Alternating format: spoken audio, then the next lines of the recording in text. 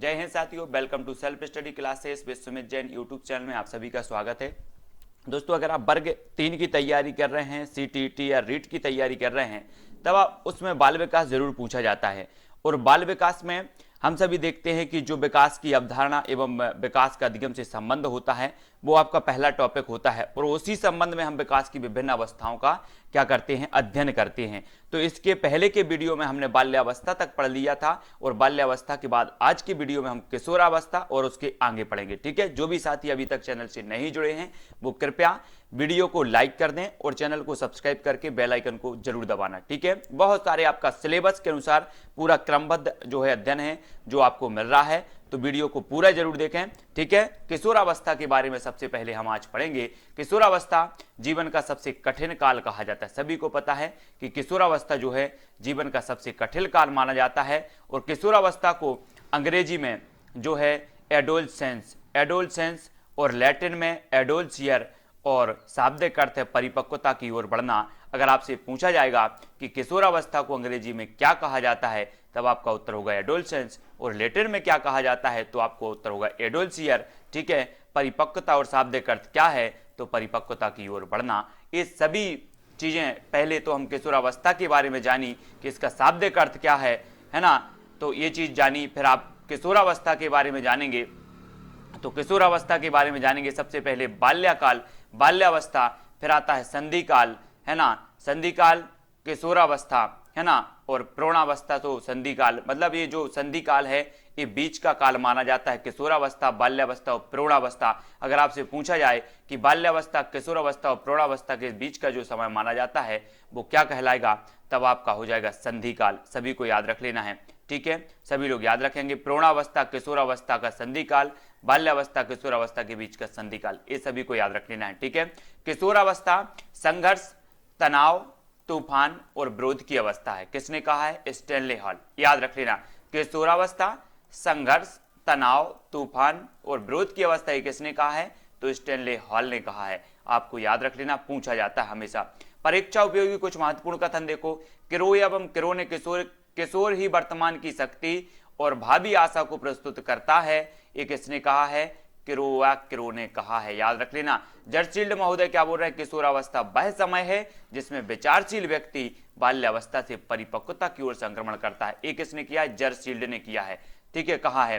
तो ये जो है परीक्षा उपयोगी तथ्य हैं और ये पूछे जाते हैं, और ये बहुत ही महत्वपूर्ण है। किशोरावस्था संघर्ष, तनाव, तूफान और विरोध की अवस्था किसने कहा? तो स्टैनले हॉल ने कहा है। ये चीज याद रखनी है। ठीक है, और जान लेते हैं, अब हमें आगे पढ़ना है किशोरावस्था के बारे में।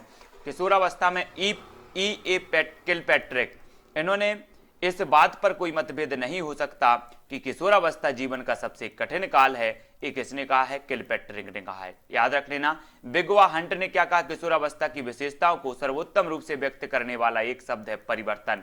किसने कहा है? बिगवा हंट ने। ठीक है, याद रख लेना। जब परिवर्तन होता है और क्या होता है, व्यक्ति के बाल खिर जाते हैं, तब क्या बिग लगाता है व्यक्ति। तो बिग मतलब परिवर्तन, जब व्यक्ति में परिवर्तन आता है तो बिग, तो बिगवा हंट इन्होंने परिवर्तन कहा है, एक ही शब्द व्यक्त किया है, परिवर्तन। ठीक है, वैलेंटाइन ने किशोरावस्था अपराध प्रवृत्ति के विकास का नाजुक समय है।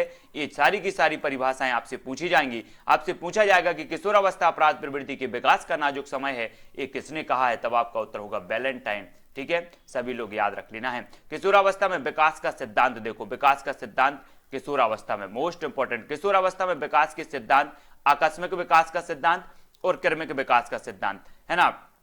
स्टैनले हॉल 1904 एडोलसेंस पुस्तक में जो है किशोरावस्था में जो शारीरिक, मानसिक और संवेगात्मक परिवर्तन होते हैं वे अकस्मात होते हैं, ये किसने कहा? स्टैनले हॉल ने कहा है। तो ये दो देख रहे हैं हम कि किशोरावस्था में विकास के कितने सिद्धांत हैं, एक तो आकस्मिक और एक क्रमिक। अब आकस्मिक किसने माना है? तो स्टैनले हॉल ने माना, एडोलसेंस पुस्तक में माना 1904 में।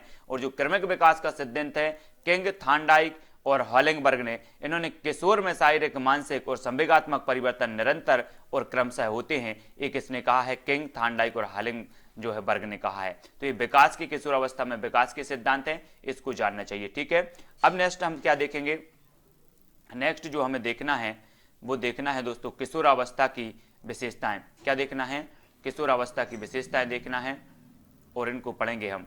ठीक है, किशोरावस्था की ये विशेषताएं हैं और ये किशोरावस्था है। देखो अच्छे से, एक किशोरावस्था है और इसकी विशेषता है। आपसे पूछा जाएगा एक क्वेश्चन कि निम्न में से बताइए कौन सी किशोरावस्था की विशेषता नहीं है, तब आपको पता होनी चाहिए। ईश्वर तथा धर्म में विश्वास। ईश्वर तथा धर्म में विश्वास, पहले एक तरफ की पूरी देखते हैं। ईश्वर तथा धर्म में विश्वास होता है, वीर पूजा की भावना प्रबल होती है, स्वाभिमान की भावना होती है किशोरावस्था में, अपराध प्रवृत्ति का विकास होता है, समाज सेवा की भावना होती है, ठीक है, स्थिति व महत्व की अभिलाषा होती है, व्यवसाय की चिंता होती है, जीवन दर्शन का निर्माण किशोरावस्था में होता है और बुद्धि का अधिकतम विकास भी किशोरावस्था में होता है। ये चीज आप लोगों को समझनी है। ये पूरी की पूरी विशेषताएं आपसे पूछी जाएंगी, है ना। शारीरिक विकास में तीव्रता, मानसिक योग्यताओं का विस्तार होता है, स्थिरता और समायोजन का अभाव, घनिष्ठ व व्यक्तिगत मित्रता भी होती है। व्यवहार में आपसे पूछा जाएगा कि किस अवस्था में घनिष्ठ मित्रता होती है, तब आपका उत्तर होगा किशोरावस्था, ठीक है। व्यवहार में भिन्नता होती है, स्वतंत्रता व विद्रोह की भावना, काम शक्ति की परिपक्वता, रुचियों में परिवर्तन तथा स्थायित्व, समूह को महत्व।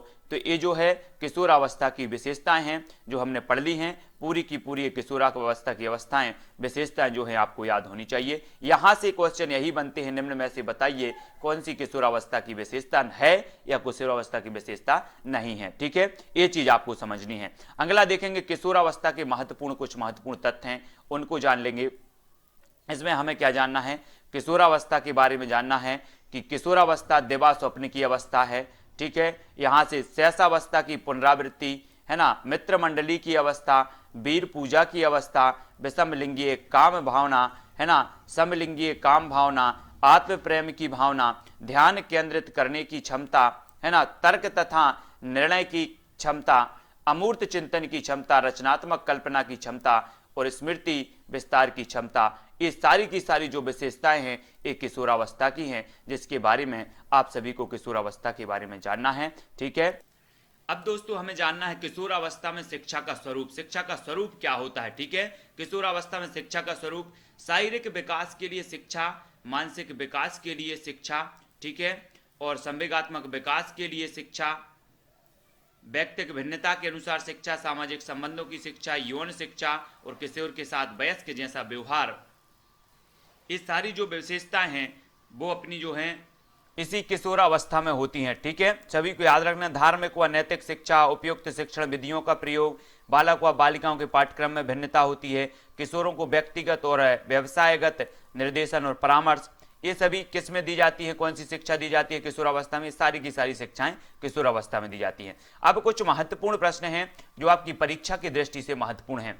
13 वर्ष से 18 वर्ष तक की जो आयु होती है वो कौन सी आयु होती है, किशोरावस्था होती है, सभी को पता है, ठीक है। पूर्व किशोरावस्था होती है 13 से 15 वर्ष की आयु, ये चीज जाननी है। उत्तर किशोरावस्था होती है 15 से 18 वर्ष की आयु।